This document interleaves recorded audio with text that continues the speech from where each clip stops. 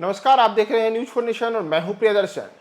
किसी दौर में भूमिहारों का गढ़ कहे जाने वाले जहानाबाद संसदीय क्षेत्र से एक बार फिर से बिहार के मुख्यमंत्री नीतीश कुमार ने एक नई रणनीति के तहत अति पिछड़ा समुदाय को ही टिकट दिया है। जी हां, जदयू में सीटों के बंटवारे को लेकर के जो उम्मीदवारों के नाम पर अंतिम मुहर लगने की बात सामने आई है, उसमें जहानाबाद से एक बार फिर से नीतीश कुमार ने भूमिहारों पर भरोसा न जताते हुए अति पिछड़ा समुदाय से आने वाले अपने मौजूदा सांसद के नाम पर ही मुहर लगा दिया है और एक बार फिर 2024 के लोकसभा चुनाव में जहानाबाद से चंद्रेश्वर चंद्रवंशी इस संसदीय चुनाव में एनडीए उम्मीदवार के तौर पर जहानाबाद में ताल ठोकेंगे। दरअसल अगर हम बात करें जहानाबाद संसदीय क्षेत्र की, तो जहानाबाद संसदीय क्षेत्र में लंबे अरसे से यह देखने को मिला कि वहां पर जो मुख्य मुकाबला होते रहा था वह भूमिहार वर्सेस यादव कैंडिडेट के बीच होते रहा था। इसका एक लंबा चौड़ा इतिहास रहा, कई चुनाव रहे,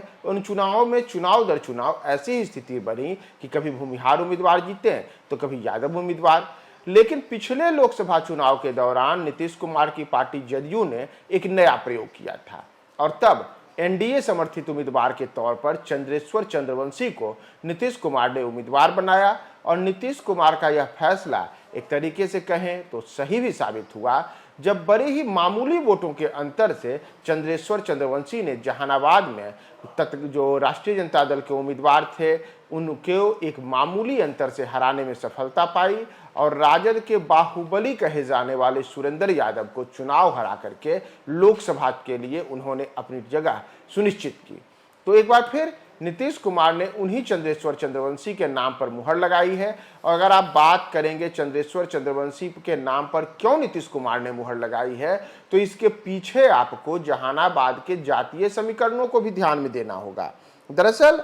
जो पिछला चुनाव हुआ था उस पिछले चुनाव में यह देखने को मिला था कि चंद्रेश्वर प्रसाद चंद्रवंशी को 3,35,584 वोट आए और उनके निकटतम प्रतिद्वंदी राजद के सुरेंद्र यादव को 3,33,833 वोट आए। यानी कि बड़े ही मामूली वोटों के अंतर से वहां पे चुनाव में चंद्रेश्वर चंद्रवंशी की जीत हुई। तो ऐसे में भूमिहारों के गढ़ के रूप में माने जाने वाले जहानाबाद में एक बड़ा उलटफेर करने में चंद्रेश्वर चंद्रवंशी ने सफलता पाई थी। नीतीश एक बार फिर से एनडीए में है, तो ऐसे में जो वहां वोटों का समीकरण है, जिस वोटों के समीकरण के हिसाब से भूमिहारों और यादवों के बाद जो एक बड़ी जाति के तौर पे अति पिछड़ा समुदाय आता है, उस समुदाय का वोट अगर एक साथ एनडीए को मिले तो इससे चंद्रेश्वर चंद्रवंशी को बड़ा फायदा हो सकता है। तो उन तमाम समीकरणों को साधते हुए इस बार नीतीश ने फिर से चंद्रेश्वर चंद्रवंशी के नाम पे मुहर लगाने का मन बनाया है